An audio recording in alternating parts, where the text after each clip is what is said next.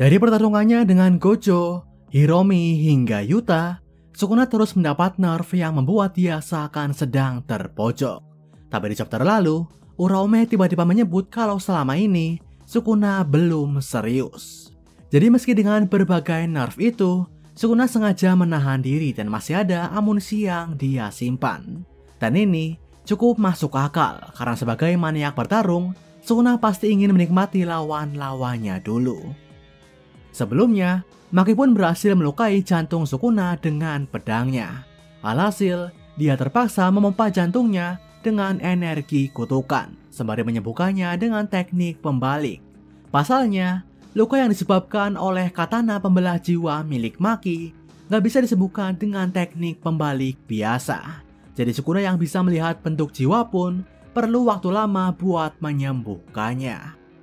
Nah, di chapter terbaru Jujutsu Kaisen inilah kita pun akan melihat gimana Sukuna bertarung di kondisi yang kelihatan gak menguntungkan ini.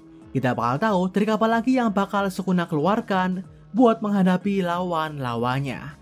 Dan perlawanan seperti apa juga yang bakal diberikan oleh Maki sang dewa perang pemilik 0 energi kutukan. Oke, tanpa berlama-lama lagi, langsung aja kita bahas chapter 253. Chapter dibuka dengan flashback pendek yang membahas sebuah pertanyaan. Siapakah penyihir tingkat 1 terkuat? Perlu diingat, yang saat ini terdaftar sebagai penyihir tingkat 1 adalah mereka ini. Ada juga yang disebut dengan penyihir tingkat 1 spesial. Mereka adalah penyihir tingkat 1 yang ada di luar instansi SMK Jujutsu. Contohnya adalah para anggota 3 klan besar seperti Naobito dan Naoya. Nah, dari pertanyaan tadi, baik Mei Mei, Nanami, dan Gojo sama-sama menjawab Kusakabe. Meski saat ditanya dengan pertanyaan yang sama, Kusakabe malah menjawab selain dirinya dan Usami. Artinya, meski diakui kalau dia adalah penyihir yang hebat, Kusakabe nggak pernah percaya kalau dirinya sekuat itu. Dan flashback inilah yang mungkin bakal jadi clue soal perkembangan cerita Jujutsu Kaisen setelah chapter ini. Nah, kembali ke pertarungan, Maki dan Sukuna masih saling beradu serangan. Sukuna kembali melepas dismantle pembelah dunia, tapi lagi-lagi, Maki berhasil menunduk tepat waktu dan menghindarinya. Sebaliknya, Sukuna juga sanggup terus menahan ayunan-ayunan pedang Maki dengan tangan tambahannya. Tapi disinilah, medan pertarungan menjadi semakin liar. Tebasan rasa sayang Sukuna lepas tadi berhasil membelah gedung yang menjulang di belakang keduanya. Alhasil, bagian atas gedung ini pun roboh dan menjatuhkan mobil-mobil yang ada di dalamnya. Memanfaatkan kekacauan itu, Sukuna menebas dan meledakkan mobil yang jatuh di belakang Maki. Hasilnya, Maki pun terkena ledakan dan terlempar menabraki gedung yang ada di seberangnya. Belum sempat Maki mendarat dari momentum itu, Sukuna udah berlari lebih dulu dan menunggunya. Disitulah, dia berhasil menempelkan tangannya di perut Maki dan bersiap melepas tebasan Cliff. Tapi beruntungnya, Ino muncul di belakang Sukuna dan bersiap menyerangnya. Alhasil, Sukuna yang merasa kalau Ino lebih mengancam saat itu, mengalihkan tebasan Cliff-nya dari Maki. Akhirnya, Ino pun terkena tebasan Cliff dan dibuat terlempar dari gedung dengan tendangan Sukuna. Nah, di sini, Sukuna juga langsung sadar kalau Ino gak membawa senjata kutukan yang dipakai sebelumnya, yaitu golok Nanami. Dari situlah, dia langsung berasumsi kalau golok itu ada di tangan penyihir lain yang sedang bersiap menyerangnya. Dan benar aja, Kusakabe datang dari atas dan menebas Sukuna dengan golok Nanami. Disinilah, teknik 7/3 Nanami pun aktif. Tapi Sukuna, yang udah sadar lebih dulu, berhasil mengantisipasinya. Dia sanggup menahan tebasan golok itu dengan tangan tambahannya, sehingga membatasi lukanya ke tangan itu. Gak cukup di situ, Sukuna juga langsung menarik Kusakabe dan menabrakannya ke dinding. Disinilah nyawa Kusakabe seakan dalam bahaya. Tapi beruntungnya, Maki datang tepat waktu. Dengan kecepatan dan kekuatannya, Maki langsung mendorong Sukuna menjauh dari Kusakabe. Bahkan, begitu tubuh Sukuna menabrak salah satu pilar, Maki ikut menumpukan tubuhnya ke bagian lain pilar. Hasilnya, getaran yang dihasilkan dari tumpukan Maki itu sanggup membuat Sukuna kembali terlempar. Nah, di tengah adu serangan ini, Maki merasa kalau dia harus segera menghabisi Sukuna. Pasalnya, meski Yuta bisa disembuhkan dan kembali bertarung, semakin lama pertarungan berjalan, semakin besar kemungkinan buat Sukuna buat kembali memulih. Yang mana artinya, rintangan para penyihir buat mengalahkannya bakal semakin besar. Sementara itu, Sukuna sendiri melihat Maki sebagai lawan yang spesial. Setelah duelnya dengan Gojo, Sukuna emang dihadapkan dengan lawan-lawan yang berbakat secara jujutsu. Baik Kashimo, Hiromi maupun Yuta telah menunjukkan kekuatan teknik sihir yang luar biasa. Meski begitu bagi Sukuna, ketika lawannya itu hanyalah hidangan pembuka. Karena yang benar-benar telah merangsang rasa laparnya setelah Gojo adalah Maki seorang. Pasalnya, fakta kalau Maki telah membuang segala aspek jujutsu demi mencapai kekuatan fisik tertinggi lewat batasan surgawi adalah fenomena yang menggairahkan bagi sang Raja Kutukan. Buat Sukuna, Maki adalah lawan yang gak setengah-setengah dalam mengandalkan fisiknya. Berbeda dengan Yuji. Ini karena Maki telah membuang segalanya. Nah, saat itu, Sukuna mulai melancarkan serangan baliknya ke Maki. Dengan memanfaatkan reruntuhan pilar sebagai titik buta, Sukuna berhasil menyeret Maki ke luar gedung. Disinilah dengan antusias, Sukuna mendeklarasikan ketertarikannya akan prospek beradu kekuatan dengan Maki. Sukuna yang seakan berada di puncak sihir atau jujutsu, menyebut keberadaan Maki sebagai konsep yang melawan sihir itu sendiri. Karena kalau sihir adalah kulit dan daging, tubuh Maki adalah tulang dan sumsumnya. Artinya, ketika pengguna sihir terkuat beradu dengan pemilik fisik terkuat, sebuah adu idealisme juga seakan terjadi. Sembari beradu pukulan, Sukuna pun menyebut kalau duel ini bakal menentukan manakah yang paling layak diasah, sihir atau kekuatan fisik. Dari sinilah, Sukuna bilang kalau ini pertama kalinya seseorang telah memberinya sebuah peran. Yang dimaksud adalah, ini pertama kalinya Sukuna seakan didorong buat mewakili sesuatu. Sebagai perwakilan pengguna sihir, Sukuna seakan ingin membuktikan kalau sihir akan menang. Nah, saat itu, Maki juga menyadari kalau Sukuna telah berhenti memakai teknik pembalik. Tapi sebelum dia sempat bereaksi, sebuah serangan fisik mendarat ke Maki dan memicu sebuah kilatan hitam. Yap, Sukuna telah mendapat Black Flash, di mana daya rusak serangannya meningkat amat dahsyat. Nggak heran kalau serangan ini pun langsung buat Maki nggak berdaya. Dan disinilah Sukuna seakan membuktikan kalau sihir atau jujutsu telah menang. Karena sebuah serangan Black Flash hanya bisa dipicu oleh aliran energi kutukan. Nah, dengan kalahnya Maki di sini, situasi pun menjadi amat genting. Pasalnya, dari semua penyihir jujutsu yang bertarung saat ini, hanya Kusakabe lah yang masih sanggup bertarung dan ada di dekat Sukuna. Bahkan hal ini nggak dipercaya oleh Kusakabe sendiri.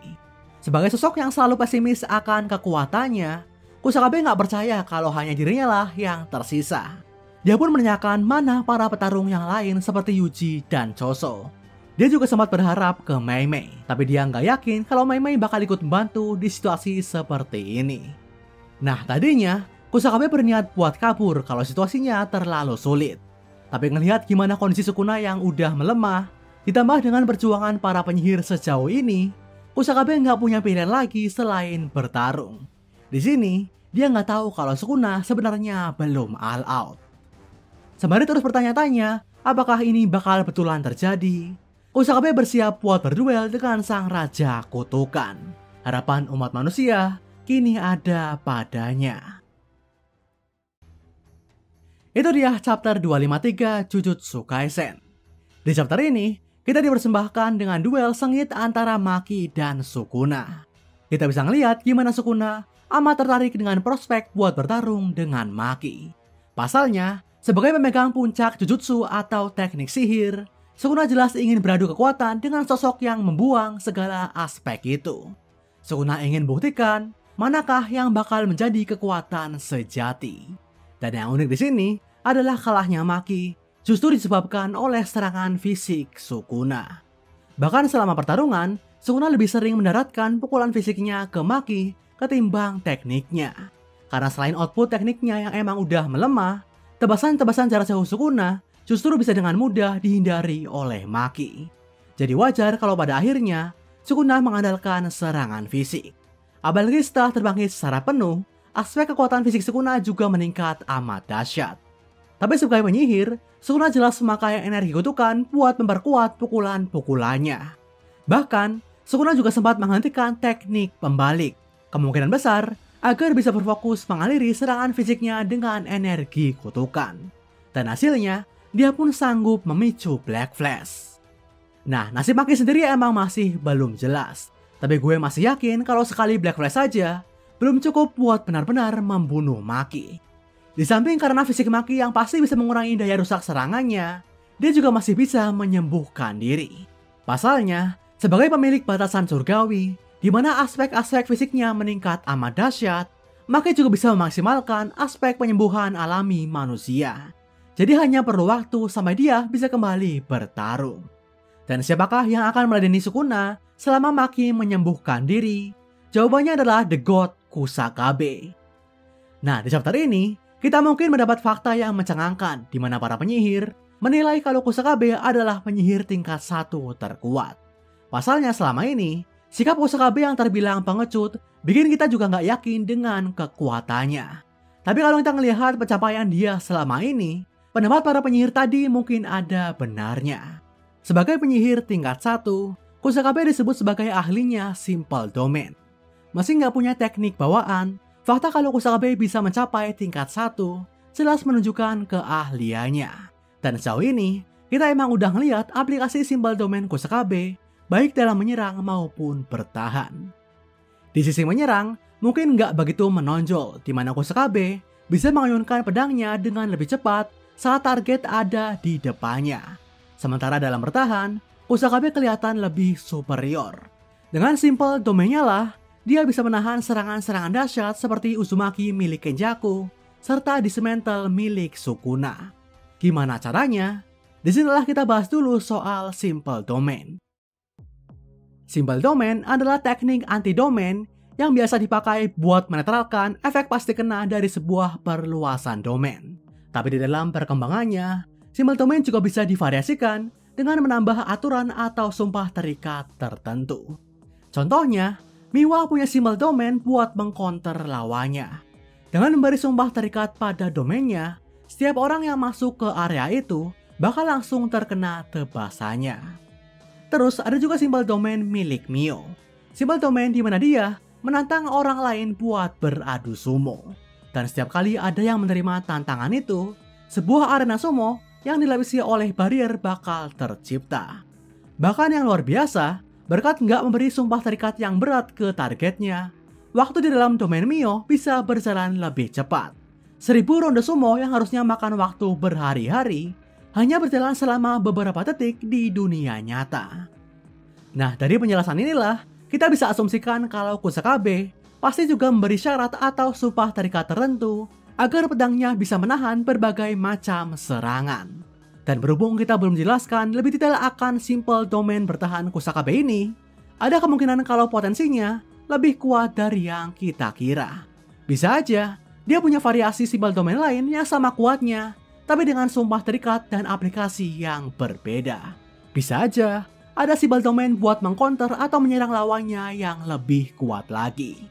Intinya adalah, dengan para penyihir yang bilang kalau Kusakabe adalah penyihir tingkat 1 terkuat, membuka segala potensi kalau kekuatannya mungkin nggak seburuk yang kita kira, terlepas dari kepribadiannya yang pengecut ini. Jadi, biarkanlah Kusakabe memasak, seenggaknya sampai Maki atau Yuji bisa kembali bertarung. Oke, segini aja video pembahasan Jujutsu Kaisen dari Reko Manga kali ini. Nantikan pembahasan manga lainnya dari channel ini. Akhir kata, sampai jumpa.